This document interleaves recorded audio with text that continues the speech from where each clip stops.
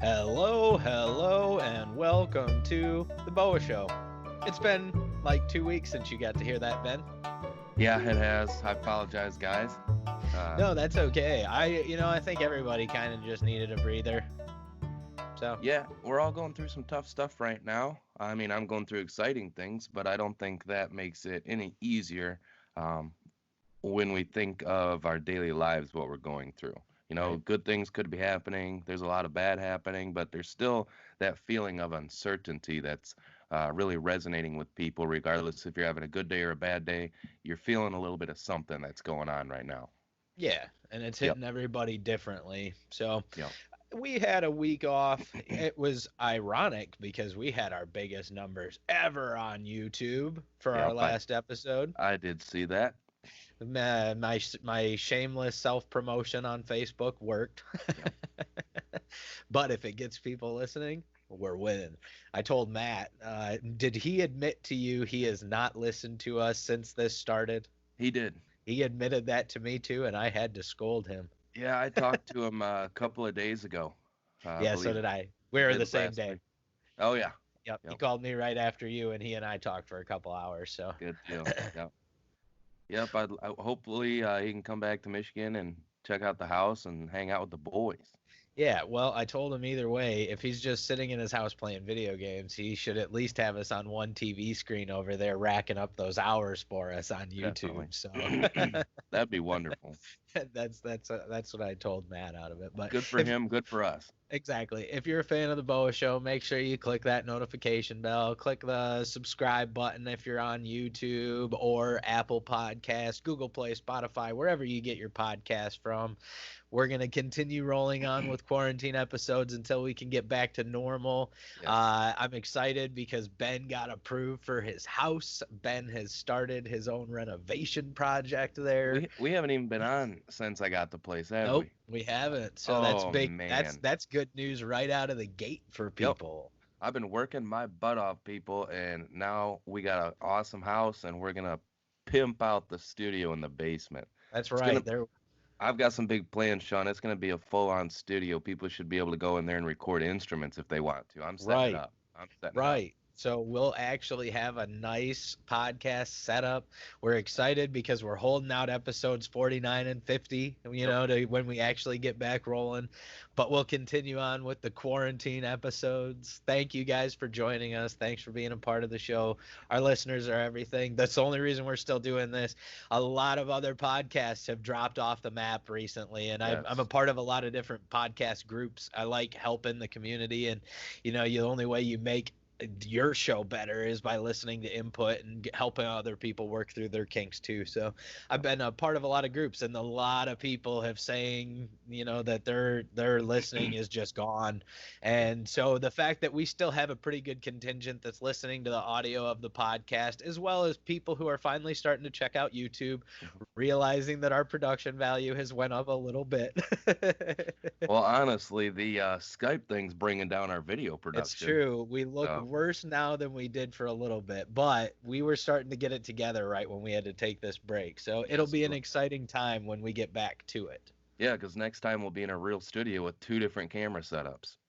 Right? We'll have changing angles. We'll What I'd probably like to get is three, so then we got one on you, one on me, one on hard both. camera middle. Yeah. Yup. So then Yup. you can turn to yours and look at.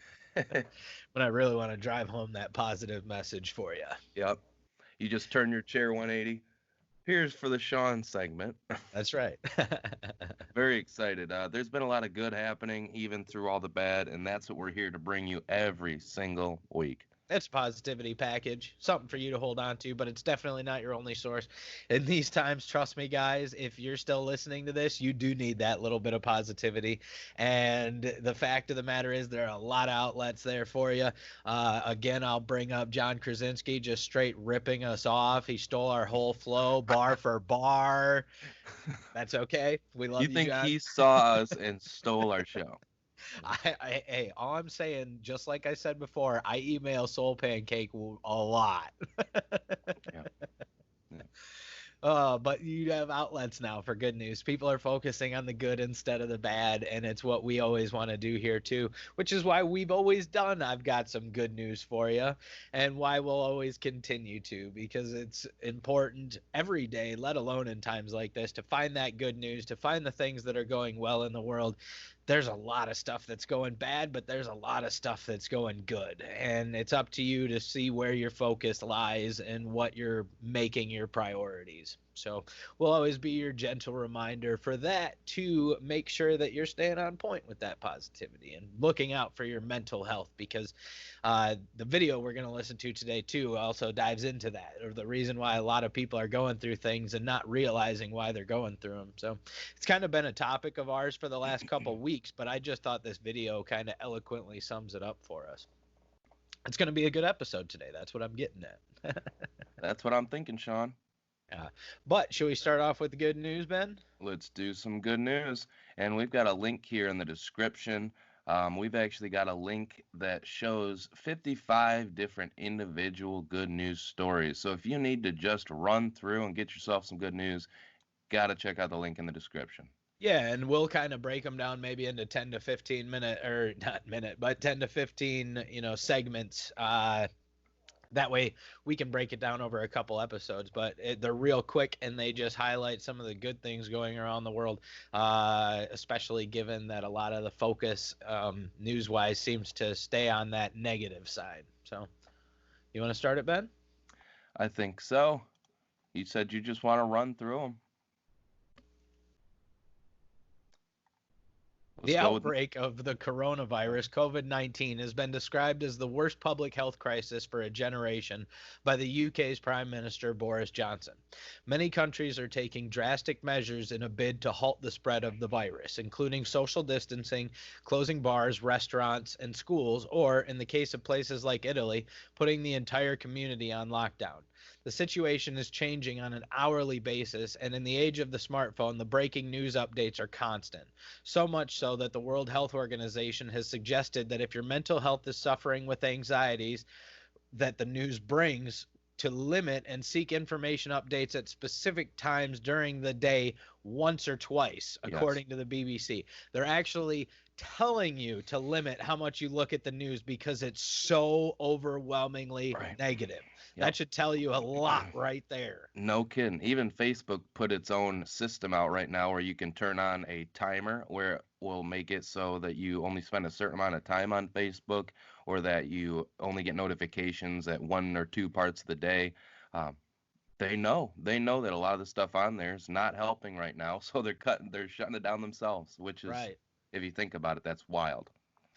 The news is serious and serves the purpose of informing the public about the latest developments in a rapidly escalating global news story. However, with all the noise, it can be easy to feel overwhelmed and miss out on some of the more positive news updates that are still occurring in light of the concerning situation.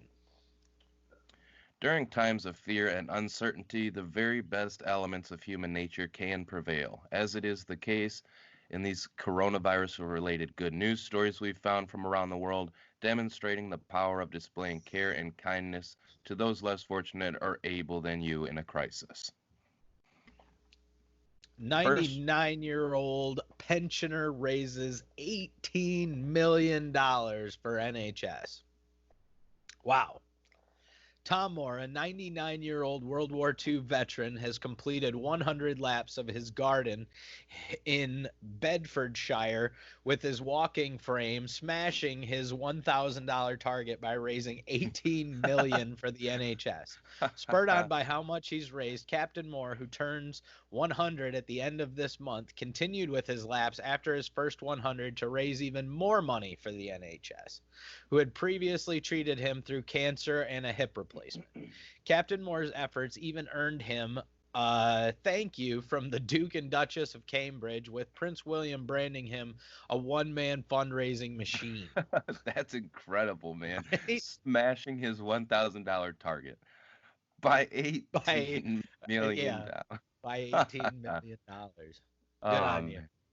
Good. This one, Christ the Redeemer lights up. After illuminating in various flags to pay tribute to those countries affected by the coronavirus pandemic in March, the iconic Rio de Janeiro statue was illuminated in a medical uniform over the weekend. As a tribute to medical workers, the statue also had "Thank You" inscribed at the bottom of the illumination. And if you look at the photos, click the link. I mean, it's Beautiful. pretty awesome. It is Yeah. gorgeous. Yeah. I love that they do things like that regularly. Right. Yeah, it's so topical and they're just always on it. And it's such an I don't know, I've never been there personally, but when you look at the size and the scope of this thing, I can only imagine how humbling it is seeing it in person, but even the photos just are mind-blowing, the size and scale of what they're able to do with this thing. Right. Go find the link to this one because the pictures are worth it just on their own. Yeah. Not, the words can't always do it justice. Yeah, you A, got to see it. It's very cool. a perfect rainbow appears in New York City. New York State is one of the worst hit areas of the United States when it comes to the coronavirus pandemic, with more than 100,000 confirmed cases. On Easter Monday, residents of the city were given something to smile about. A full rainbow appeared perfectly over the Hudson River. Gotta check it out. It hits the buildings perfectly, right in It does. between two of the tall boys. Really nice. The Himalayas become visible for the first time in years in the Punjab region of India. So, according to CNN, well, whatever. According to the news, locals in the Punjab region of India have never been or have not been able to see the Himalayas in decades. This is the first time they've been able to see the Himalayas due to the reduced levels of pollution since India's COVID-19 lockdown. Delhi is believed to have experienced a 44% reduction in air pollution levels in the first day or so of lockdown. Wow. So That's there's the silver lining right there. right. We're going through these tough times, but look at what's happening. We've all heard about nature coming back a little bit, dolphins back in Venice and things like that.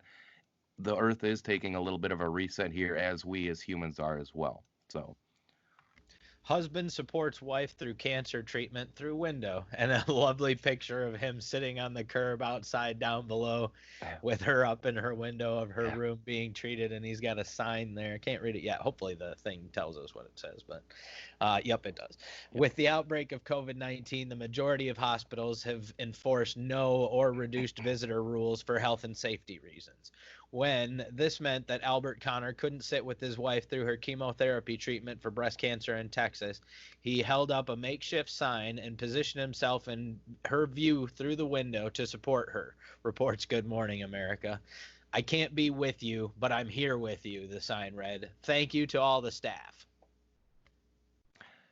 Sizable individual donations. So some high net worth individuals have taken matters into their own hands by making generous donations to fight the coronavirus outbreak. And no, I'm not talking about sitting at home and playing on your piano. So over the weekend, it was announced that Or asking us to donate our money.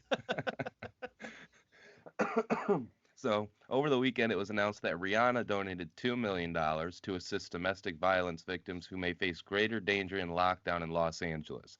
The singer's Clara Lionel Foundation teamed up with Twitter founder Jack Dorsey to match donations to the mayor's fund in the city. The singer previously donated $5 million to various organizations, including the WHO, Feeding America, and the International Rescue Committee. Kylie Jenner is another generous celebrity who has donated $1 million to LA hospitals to help buy more protective masks and clothing for medical staff working there, according to the beauty mogul's doctor who shared her thanks on Instagram. Quote, "You are my hero," Dr. Ali Abadi wrote. "This generous donation will help save many precious lives. Our world is a better place with you in it," end quote. Dantella Versace made a similar contribution, pledging $200,000 to Milan Hospital. Blake Lively and Ryan Reynolds have also donated $1 million to food bank charities. In the U.S., NBA superstar Steph Curry and his wife Ayesha have donated $1 million to pupils in Oakland, California, who rely on school meals and won't be attending school due to their closure. There's a good handful of people who are all doing their part. Right. Love Steph Curry, man. Love that man. Addressing New Zealand in a press conference earlier this week, the country's Prime Minister, Jacinda Ardern, confirmed that both the Tooth Fairy and Easter Bunny are essential workers, so are able to keep providing their service for her nation's children at this time. Ardern did tell the crowd, however, that they will be with their families at home, so if the Easter Bunny doesn't make it to their household this year, circumstances are difficult, so encourage children to draw pictures of Easter eggs to put in their windows so people can spot them on their daily walks. That's adorable. All right, little things. This is a good one. I like this one. If you haven't heard about this, hear about it. Lady Gaga and the Global Citizen Organization has curated a live concert, One World, Together at Home, featuring performances by herself, Lizzo, my girl Billie Eilish, Stevie Wonder, and many more, which will stream across the world on 18th of April. If you didn't see it, gotta see it. With BBC One showing a highlights, sorry, with BBC One showing a highlight show in the UK the day after. So both Lady Gaga and the organization have raised 35 million for the World Health Organization. The concert will not appeal for donations due to those already raised by the singer, reports the BBC, and is more to raise spirits and morale and thank medical staff. It will be fronted by talk show host Jimmy Fallon, Jimmy Kimmel, and Stephen Colbert, and will also feature guest appearances from celebrities like Priyanka Chopra, John Legend, and Kerry Washington. Doctors wear photos of themselves smiling to ease patients. Me and Ben talked about this one Love earlier, this one. right? So important. While medical staff across the world are wearing PPE, such as masks and overalls, to keep themselves safe as they treat patients with COVID 19, some have opted to put photos of themselves smiling along with their name to put worried patients at ease. This emergency doctor from San Diego, California, shared his photo on Instagram, writing that his patients can see a reassuring and comforting smile. This is a big one because Sean and I were talking, and we'll probably make a whole season out of this. But the power of a smile is incredible. I was just putting myself in the shoes of somebody that's in the hospital at a time like this, whether it be with coronavirus or just another medical emergency, and everybody's all dressed up and you can't see anything. It's a very stressful time to begin with. And imagine not being able to see anybody. It just looks like maybe you've been abducted by aliens and Right. you're just in this lab. Well, these smiles and these pictures of these the doctors are putting on themselves would make such a huge difference, just like a smile can in everybody's daily life. Um, Yeah. I think it's awesome what they're doing. It would definitely make me a lot calmer. Or if I had family, it just reiterates that they are human beings under all the scrubs, and Yeah. they're there to help. Real humans there to help real humans. And how many people are just missing out on that simple, act of just seeing people smile at them? Right. It's great. So for those who are using their once a day outdoor exercise to go for a run, an organization has been set up called Run for Heroes, encouraging people to run 5K, donate $5, and then nominate 5 friends to complete the same challenge. Since it's set up, the organization has raised almost 75,000 for the NHS charities together, which supports NHS staff treating patients affected by COVID-19. I will not be participating in that one. Oh, number 11. How fitting you Huh. are. What a Huh. great place to end today Huh. because it's John Krasinski's got some good news for you. Huh. If you haven't watched it yet, go check out his YouTube series. Maybe one day he'll answer one of my DMs that I slid his way to Yeah. say, "Hey, John, you know that there was a podcast that was doing this for 44 weeks before you started up, and maybe we'd like to collaborate, but hey." I'm not Keep hitting bitter them or up. anything. Keep hitting them up. The Office actor has set up a video diary to share some of the good news he has read and seen with fans on YouTube while delivering some of his own. Last week, he treated fans to a catch-up with his former co-star Steve Carell, and this week surprised a young fan who was unable to see Broadway show Hamilton during the outbreak, so invited Lin-Manuel Miranda and the show's original cast to perform a song from the hit musical live on Zoom. Good on you, John Krasinski. Stick with it. And that is, as always, good news for you guys. If you want to see the full article and you don't want to wait for us to break it down over the next couple weeks, the link will be below. You can always check that out. But it's important that we focus on good news right now because, of course, we're overwhelmed with bad news, and they're even warning us about it, that people are consuming too much bad news and how detrimental that can be to your mental health. And I like that it's kind of having some awareness brought to it, because I think there are a lot of people who do this on a regular basis anyway and don't realize the effect that it has on your mental health, just because it's scaled up to such a level right now. Like if you're on your phone all day sitting at your house bored and you're consuming it so much more, it might have been negative the whole time for you. It's just now you're literally feeding it all the time instead of feeding it in 2-hour chunks during the day.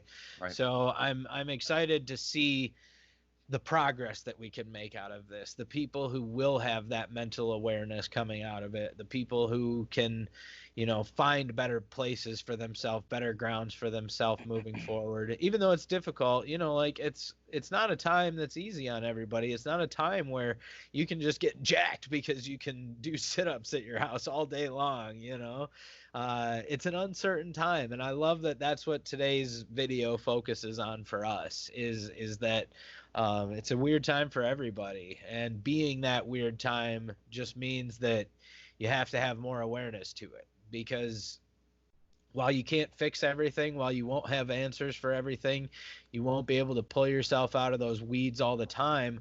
Awareness is the first step in at least battling it. Definitely. Yeah, I think a lot of things are going to change, and that's kind of what we're going to touch on. And change is not always bad. I've never been one that likes change, but how can we not change after dealing with something like this? Um, whether no matter what you believe, whether you think we should all be out running around going about our daily lives or staying at home, it doesn't matter. Things are going to be different every day from now on. Yeah, and people are going to look at things differently. And Definitely. I hope so. I mean, gotta, like I saw, and I love this kind of thing, but a couple of my friends were posting funny memes, and this one hits, and it's just like I would have hugged the boys a little bit tighter if I would have known it was gonna be like this. And right. then another one comes up, and it says that first hug, I think it was you, that first hug after Yeah, coronavirus just gonna hit different. that's And you right. said, buckle up, all my friends, it's coming. Be prepared for some strong hugs from Yeah, I Sean hope, when I'm allowed to hug. I hope we really realize how important our friends and family and the people around us in our community are after this. Yeah. I know you always talk about it, Sean, that you're willing to talk to anybody all the time, and I think when we get out of this, there's going to be a lot of chatty Cathys in the lineup Myers, and I'm happy about that. Right. I think I can put up with it. Yeah, it'll definitely be. Uh, I mean, it'll be interesting too. Like, how long before we see sports stadiums again? How long before we can feel comfortable being in big groups? And We may uh, never be the same kind of comfortable we were. It may always be in the back of our minds. right? Well, and that's the thing, is that, I've talked about for a long, long time that you either live your life with love or you live your life with fear. And unfortunately, this brings that to the light, and it can be very scary. It can be very fearful, not knowing what's ahead, or the fact that this is the first time in 100 years that something like this has hit on a drastic scale. This is the first time that, I mean, because it does seem like every 5 to 10 years we get some kind of weird virus that pops up, like you had Ebola, you had Zika, you had strains of things that just freak people out, and you never know how you're going to respond to it. And the question becomes, do you live your life in fear of the next pandemic, or do you live your life saying, well, no, maybe the changes we need to make aren't to our social gatherings, aren't to those kind of things. Maybe we need a beefed up medical infrastructure. Maybe we need a country that's prepared for when these kind of things hit, not a country that's fearful of when they hit.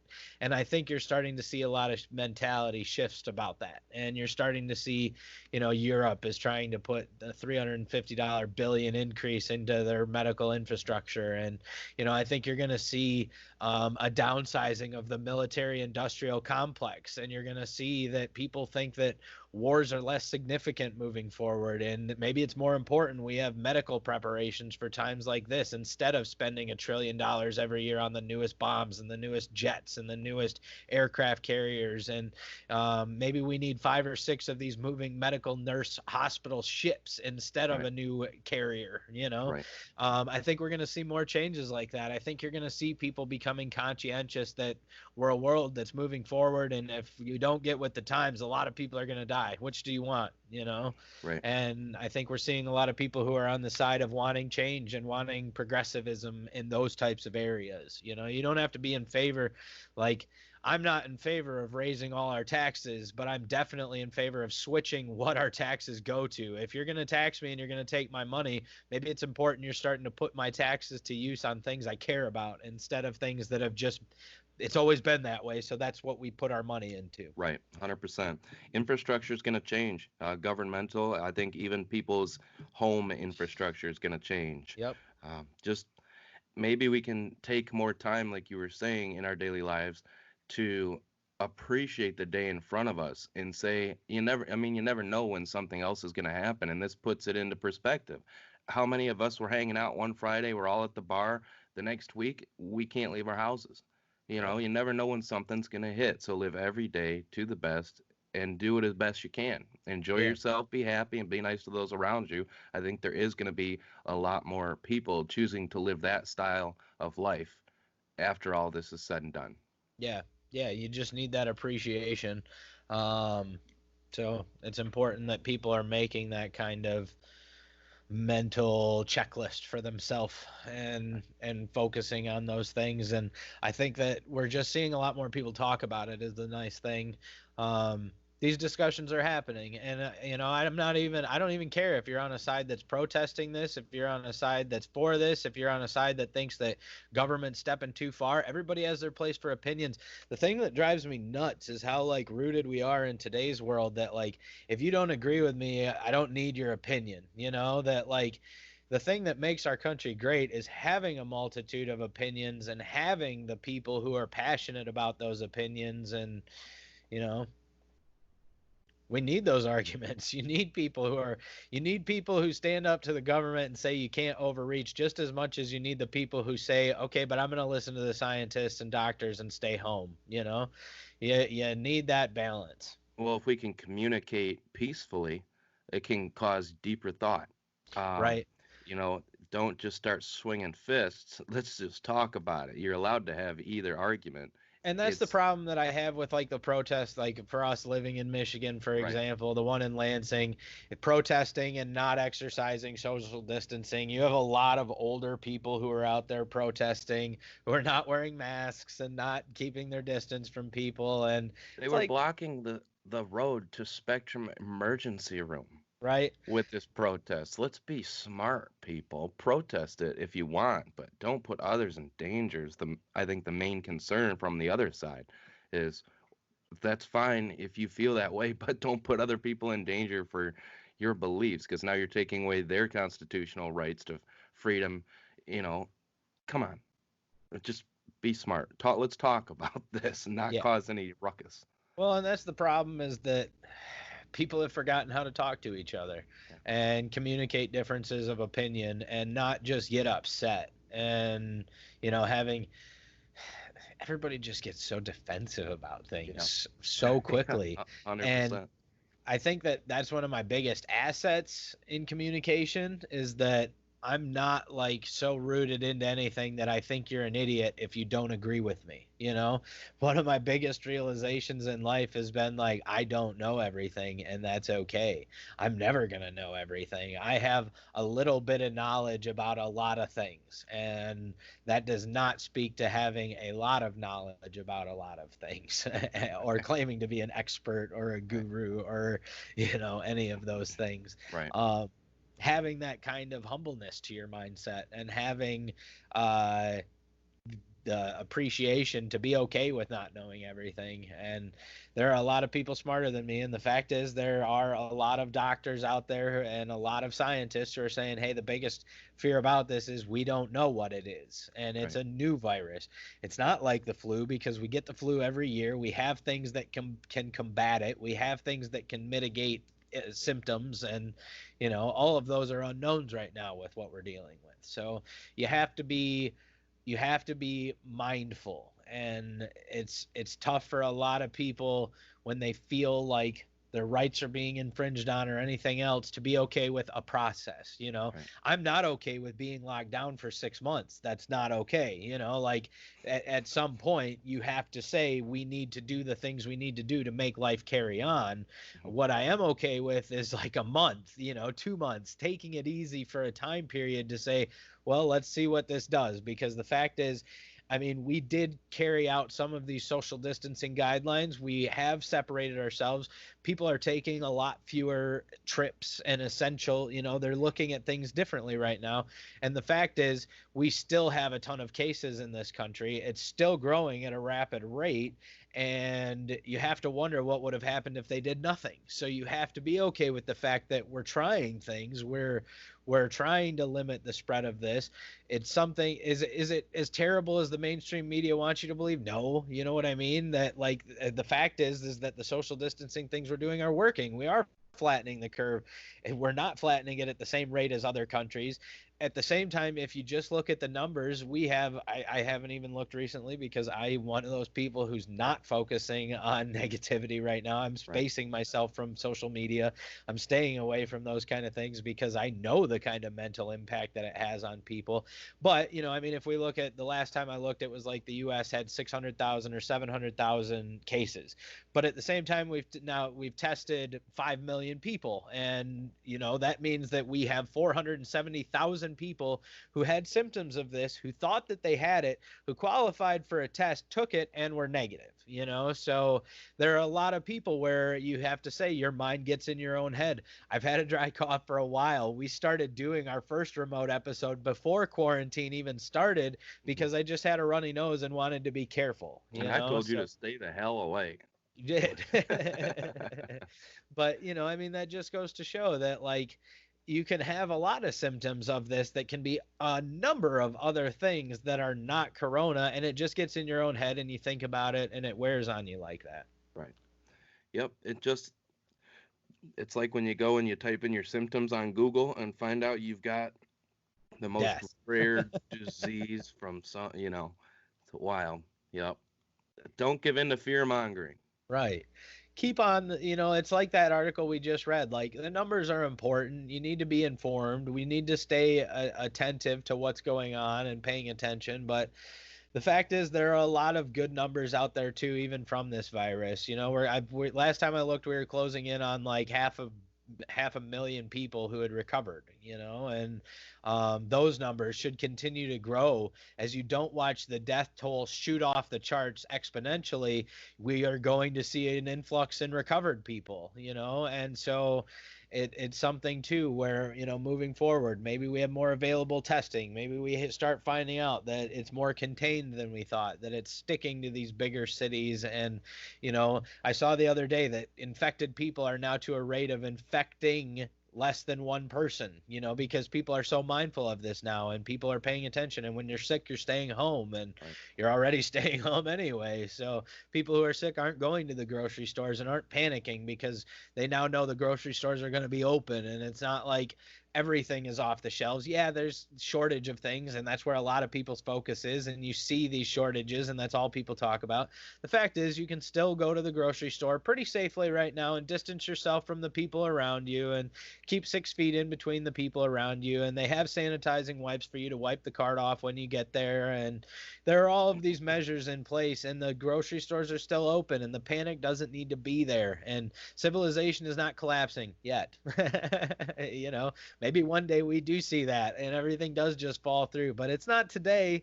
So be okay, and let's keep our shit together, and let's look out for each other, and everybody just keep doing those parts to make the world a little bit better, and we'll get through this. And maybe you don't come through it with a six pack or of abs anyway. You'll definitely have a six pack of beer, Ben.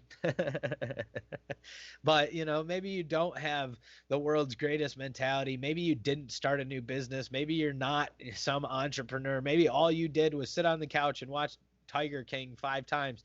But that's okay, because the fact is we'll still get through it, and we'll still come out the other side, and we can come out of the other side better. But it takes us all sticking together to get there. So if nothing else, I want this show to be your reminder of that. We're all in this together, and a lot of people are feeling crappy right now and going through the tough times, but there's still good stuff out there, and we still want to bring that to you.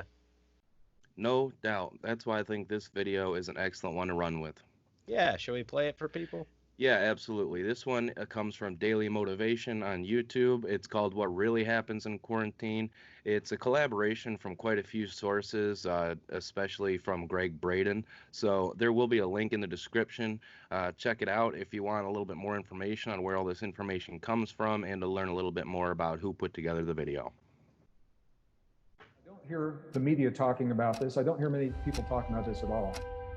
We're talking about the virus, the logistics, the physical impact, mitigation, vaccines, medicines, all of that. What I don't see anyone talking about is what's happening to us emotionally. There's a lot of anger, there is resentment, there's confusion, there is frustration, there is depression.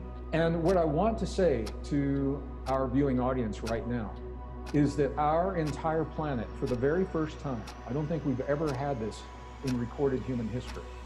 For the first time, we are simultaneously going through a process of grief. We are all in grief, knowingly or unknowingly, consciously or subconsciously, and whether we acknowledge it or not.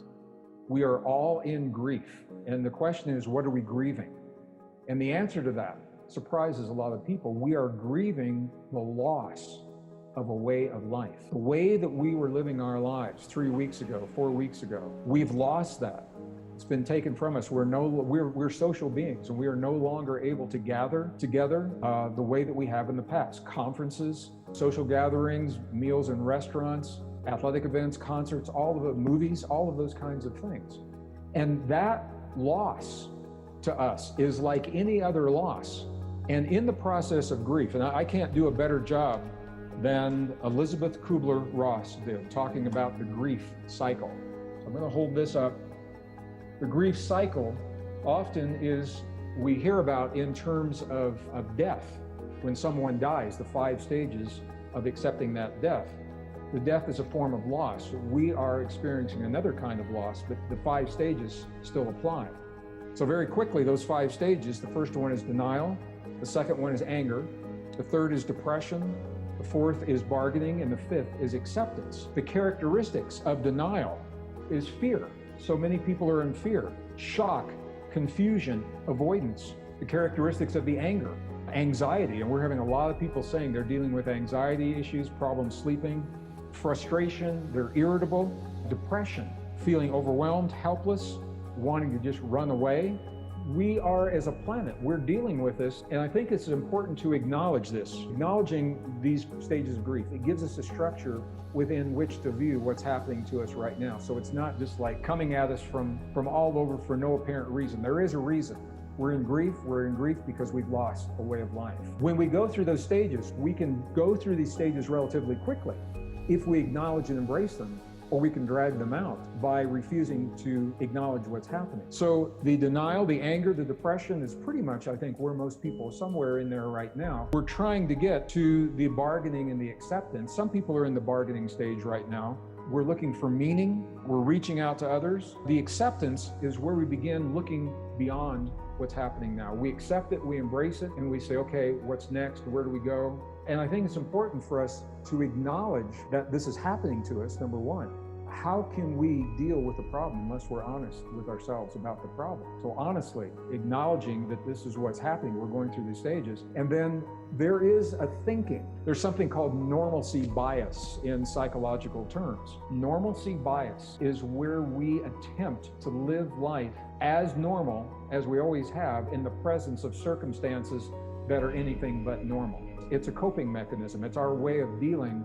It's a form of denial. I'm experiencing this now with people I work with. As you know, I travel the world. I do live events. And I have producers who are asking me to make commitments for events in the near future as if nothing has happened, believing that when the isolation is over, everything goes back to normal. We can't go back to the world that we knew 3 or 4 weeks ago because that world no longer exists. We're entering into a new normal. And the question is, what does that new normal look like? The answer is, we don't know because we're determining it right now. The choices we make right now are determining the world that is emerging. So how we deal with those 5 stages. Grief, counseling is important. We all deal with grief in different ways.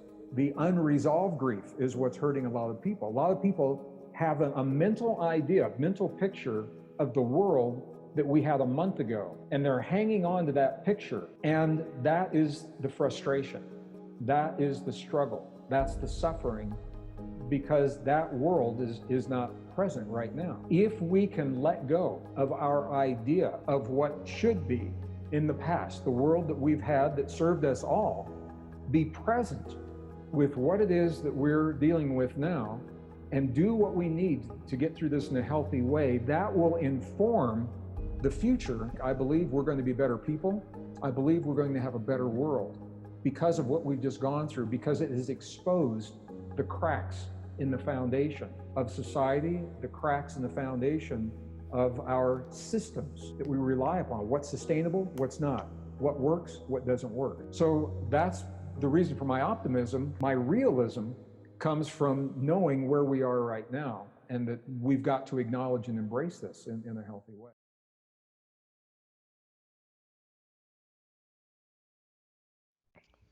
You know, the reason why I like that video is because it kind of sums up everything we've been talking about for the last 2 or 3 quarantine episodes in a nice little package right there. And it ends on an optimistic note of saying that, like, we can come out of this for the better. The world as we know it was systemically cracked, and we're seeing it. I think before all this started, like, the US was like the #1 rated pandemic response country in the world. I might be wrong on that. Like before it started. And now we're clearly seeing that, like, we wouldn't be prepared either if shit hit the fan. No. I I'm I applaud the men and women of the healthcare system who have done their part to fight this and who are always doing the best that they can. But we are seeing that we are very inadequate in our resources to help those people to fight. And I think that, like we were talking about before the video started, I think we're going to see a lot of changes towards how money is spent and moving forward, and that we're not going to take the same things anymore that we used to as okay. We're not going to have these acceptable things, and maybe we do start moving towards new systems of medicine. And I'm not necessarily saying like Medicare for all, or that it's going to be like universal health care. Maybe it's just revamping to the insurance companies, seeing that they're overcharging the hell out of us for unnecessary things. They've for too long relied on crazy enormous profit margins to drive them, and that it's time for a future that medicine is not driven by profits but working for the people, and to be these emergency situations that we need again. Definitely. There's so many things that are going to change. We have no idea what's going on now. I really liked it because, like we spoke about last time, the process of grieving, the different steps, and a lot of people aren't thinking, and it took me a little bit, and I had to read it, and this video helped solidify it for me as well. But what are we grieving as a whole world together? And it's just the loss of what we had, and what we didn't realize that we had. That way of life, that world is gone. and it's gone overnight. And that's crazy to people that we now have to live in a world that prepares for things like this, that says that, you know, it's probably not going to be nuclear bombs or war that do us in. It's going to be some tiny virus. Bio warfare. Yep. Whether it's created by people or it comes from nature, something like this is going to be the big fight of the future. It's not going to be those kind of things that we've been sold on for a long time. Right. And I always keep my faith in humanity. I think a majority of people out there are good, decent people who have the best interests of their fellow human beings out for them. The fact is that for a long time, though, we've been operated, controlled, run at the highest levels by people who don't care about those kind of people, who don't care about everyday people. Profits have driven a lot of things over the years, and I think that we're going to see more people aware of that, and you're going to see people moving forward to a world that says, like, hey, we've got to be ready for this. And a lot of the things that we put vested interest in for a long time, you know, a lot of those celebrities and influencers and people that we look up to are sitting at home and doing nothing. You know, there are a lot of good people who are doing helpful things that are looking out for the world around them. There are also a lot of billionaires who, right when this happened, immediately jumped on their yachts and sailed off and said, okay, well, I'm going to have a closed crew and see a world. They don't give a shit about us. And so the fact is, we normal people, when I say normal, the people who make less than $2 million a year, we should probably start looking out for each other more. And I think we're going to see that world emerging forward, and we're going to see people who are putting each other first and saying, like, nope, it's our communities that matter. It's the people around me who matter. It's my family's important, and we need to start looking out for those people, the immunocompromised community, the people who battle with these kind of seasonal flus and colds, and those are just as bad on them as some of these are, you know. Right. And I think we're going to see a more conscious world of that, and I'm optimistic that it can be a positive one. Yep, it's going to be a lot of change, Sean. We are still changing every day. So yeah. I'm just eager to see what happens. If you're someone who enjoyed that video, I suggest listening to it a couple of times. Maybe you're stuck in one of those stages of grief right now. Me and Ben were talking on, like, while we were going through and watching the video ourselves, that it's amazing how I can see personally in my own life how quickly I move through those stages of grief, and that I recognize each one individually and I process them very quickly. And Ben was saying that one of his struggles is getting stuck on that, you know, whether it's depression or whether it's bargaining or the denial in general. The denial, catches you. The very first step can be what holds you back. Yep. Or, you know, fear is a part of that depression, and that, you know, those protesters that you see out there are just people who are working through stages of grief as well, and they might not even know it. That's the crazy thing, is that it's conscious or subconscious. But it's up to you if you want to make it a conscious one. Because as soon as you start looking at it that way, as soon as you start realizing this is a new way of life moving forward, we're going to have a lot of changes. We're going to have a lot of things. A lot of those. One of the cool things that I've seen, though, and that for me gives me comfort, is that I do a lot of research on things like this. When new things pop up, when new things come up, I put my own time into finding out about them. And you go back through history and, like, the different plagues that we have had, and how each one came with a major shift in society afterwards. Like, you look at the Black Plague. The reason why the Black Plague spread through Europe so ravenously, took out up to 50 to 60% of the population, because of the fact that so many poor people were living in terrible conditions with rats, with infestations. It was so quickly able to spread that they had to say, we have to clean up society for the better of everyone. We can't have people who are living like that. And so you started to see more things. You started to see the Industrial Revolution happen. You started to see progress made in society. And all of those big changes started because of the way the Black Plague ripped through the world. And so, it's never ever a good thing to look at death or, to the things that are unfolding in the world in a positive light. Of course they're terrible. I'm never going to say that they aren't, but you can always be hopeful and optimistic that they can lead us to a greater place as a humanity, as a population, because not only, like the Black Plague ripped through everywhere in the world. It hit different parts of the world, and it obviously spread much slower because travel was so different back then, but it did make its way around the world. The difference today is that when it spreads throughout the world, it does it so quickly that we're all affected at that same time. We're all going through something collectively as a world, and it might be the first time in recorded human history that we're going through everything together, and we're fighting this together. And it leads me hope, and it leads me that optimism that will come out of it as a better species because of it.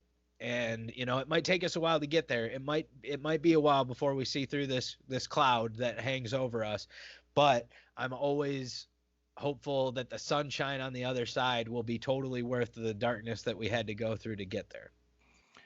That's beautiful, Sean. And I think it's just beautiful that we are as one world, because we are so closely connected. Like you said, like I can travel across the world typically on a plane right now. If I go to the airport, buy myself a ticket, we've got the internet. We can FaceTime people across the world. We are one world now. A global economy, a global people, a global media. But that also means, with everything that comes with that that's negative, it also means that we also have everybody together so that we can all try to solve the problem when world catastrophes arise. We've got every single human being connected on this earth within reason to be able to come together as one globe. I like that. It's never happened before. Right. So I'm optimistic that we can come out of it better. And, it's going to be some pain and suffering along the way. We've already seen it. The fact is a lot of people have died on this. I don't remember. I think the numbers were closing in on 200,000 deaths, and in the grand scheme of things, when you look at the total number of cases in the world and everything else, that still is holding out at a smaller death percentage, which is what we need to be optimistic about. Is it an acceptable number? No, I don't think that we should have acceptable death. We become numb to death in this country and in this society. And, like how many times during the Iraq war was it just like, oh, another 300 soldiers died today. And it was just like, oh, okay, but those just become acceptable numbers to us. And we just, desensitize ourselves. And it's easy to look at those deaths and say that, that the numbers are low, but at the same time, it's also important to remember that that's 200,000 people that aren't with us anymore, at the hands of something that, is a virus that is, unseen forces. Mm-hmm. And because of the fact that it's new and it's different, it's scary, and that leaves an impact on you. But just like we always say, you're overwhelmed with negativity, surround yourself with positivity. It will make a small difference. It's like 10% happier. We recommended that book for you.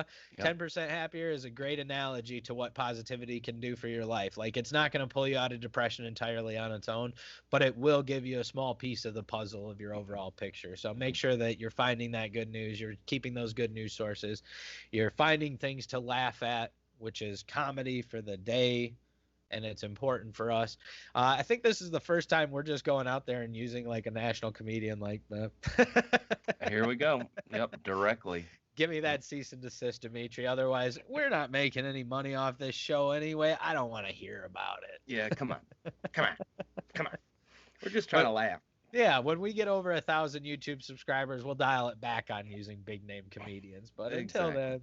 Yep. This is a great Enjoy one. the laughs. I love Dimitri Martin. Yep. Just being so good at one-liners is a lost art form, and he does it really well. Yep. It's not just for dads and granddads anymore. That's right. So it's just a nice 3 or 4 minute Dimitri Martin segment for you guys to enjoy. In Detroit, where I'm originally from, which is beautiful this time of year, by the way. If you can go, because the way the sunlight hits the poverty, it's just, wow. We've had medical marijuana for like a while, which is an awful idea because unemployment's like fucking super high in Detroit. And pot's probably not the best motivator for anyone to get a job. Like, you ever heard two potheads talk about getting a job? No. Like, what would that even just, we should get jobs. What? What? That's it. That's the end of the conversation. And I don't get high anymore. I don't. Unless it's with an Indian, because they'll show you the future. Get in a teepee, figure it out, go back to community college. All of my friends have their medical marijuana license, which is fine, like, it's all right, but none of them have a medical condition that calls for it. You know what I mean? So now they're just like stoners with cards. They're just like, I'm legal. It's like, you're still a fucking douchebag who just does nothing all day, right? And it's fine if you feel like you smoke pot. Does anybody in here smoke pot? Do you guys get high? Anybody? What? Wait a minute. If you guys are here, who's back at the youth hostel charging our cell phones?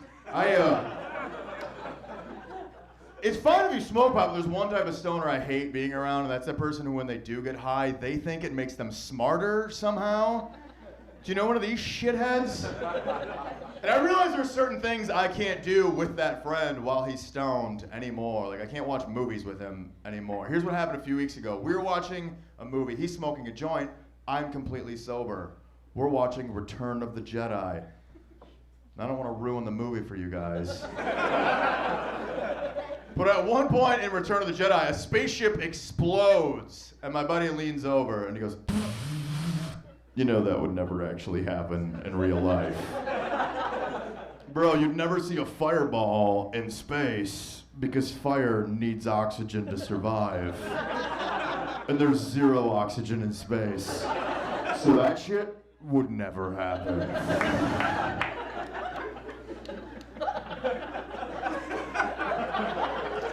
And I was like, you know what? You're right. And while we're at it, I don't think those are real Ewoks either. Pretty sure those are just dwarves dressed up as bears. I'm surprised you could see that with your glaucoma. Thanks, Bill Nye. Thank you guys so much. I appreciate it very much.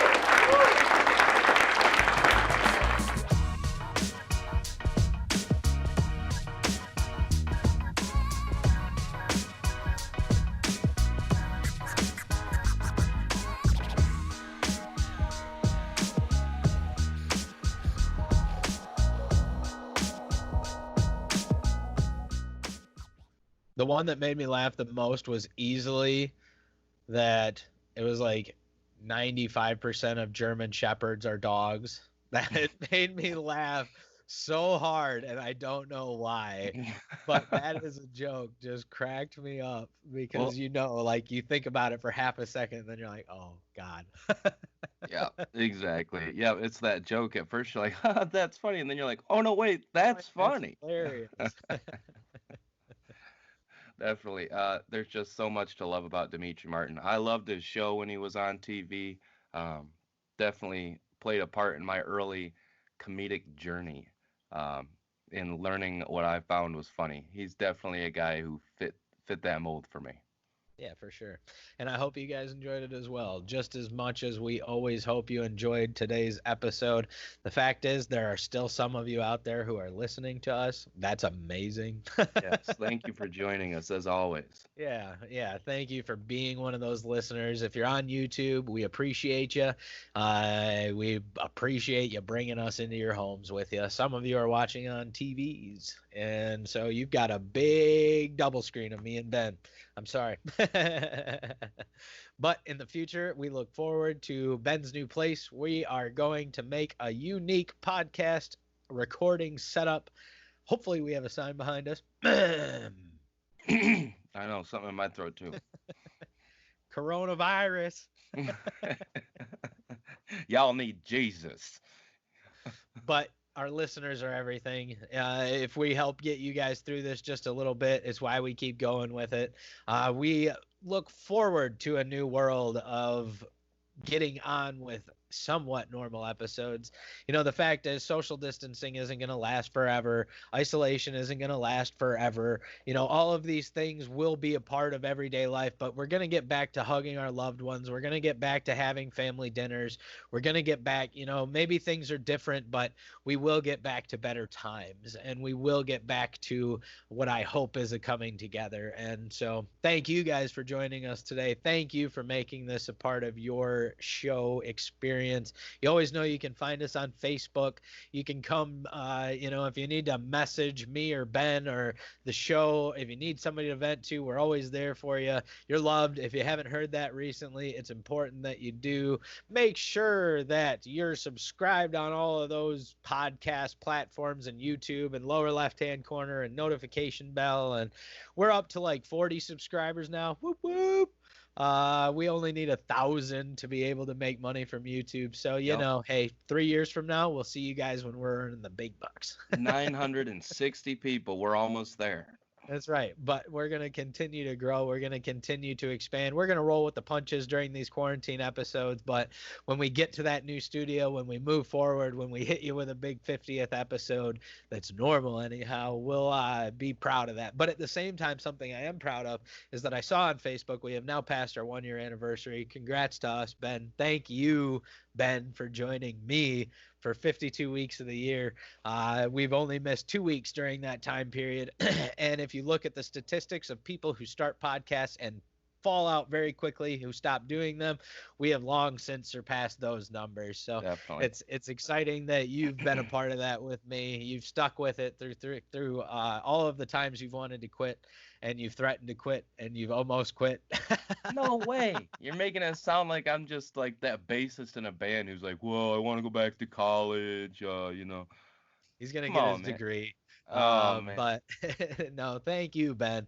I say it a lot behind the scenes, but included on here. Thank you for being a part of this for me, man. Thank you, Sean. I'm glad that we can give a package to people that at least gives them a touch of positivity each week. And the fact is, there are still people who are listening after a year. So we must be doing at least a small something right. We're not a global podcast. I mean, we actually are in terms of like being downloaded around the world, but we're not a global podcast and breaking any chart numbers or anything like that. Right. We might always be on the smaller end, but we'll, even as you can tell now, we can live wherever we want to, and we can still do this every week. Yep. And still remote record and still put out a show that gives people at least a touch of positivity. So if we never get the recognition that we deserve, that's okay. John Krasinski, you can have it. That's not what I thought you were going to say. But yeah, I know. good, I had to go there again. We can Excellent. always blame it on that bitch, Carol Baskin. So fucking Carol Baskins. And Jeffrey Epstein didn't kill himself. Well, Oh, we're going that route that's now. the first time we're ever just going to throw that out there to end the show. Wow. Whatever.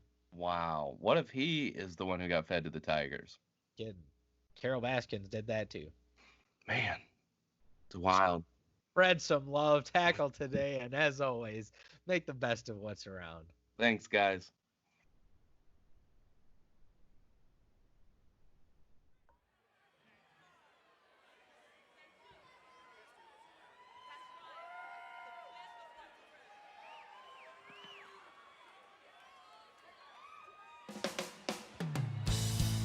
Yeah, my friend, it seems your eyes are troubled, care to share your time with me. Would you say you're feeling low and so a good idea would be to get it off of your mind? See you and me have a better time than most can dream of, better than the best. So can the boat on through whatever tears it does. Whatever holds us down, and if nothing can be done, we'll make the best of what's around.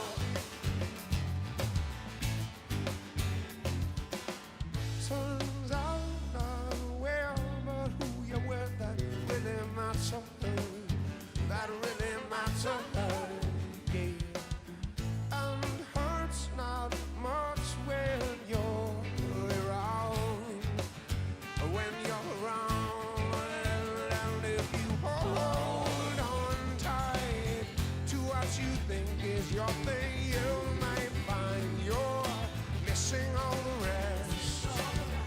She ran up into the light, surprised. Her arms are open, her mind's eyes, seeing things from another side than most can dream of. Better than the best, so can full on blue. Whatever tears at us, whatever holds us down, and if nothing can be done, she made the best of what's around.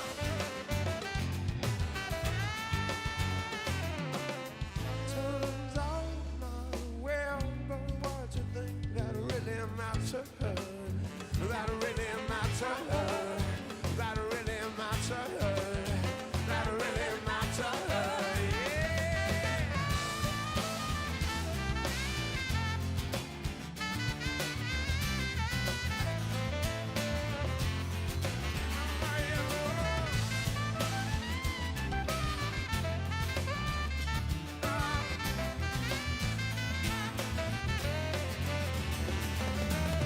See you and me have a better time than most can dream of. It have done the best, so can pull on through. And there are tears that us, whatever holds us down, and if nothing can be done, we make the best of what's around. Turns out not well, but what you think that really matters, that really matters, yeah. And hurts not much when you're around, when you're around, yeah, la la, oh, oh, yeah, la, oh, oh.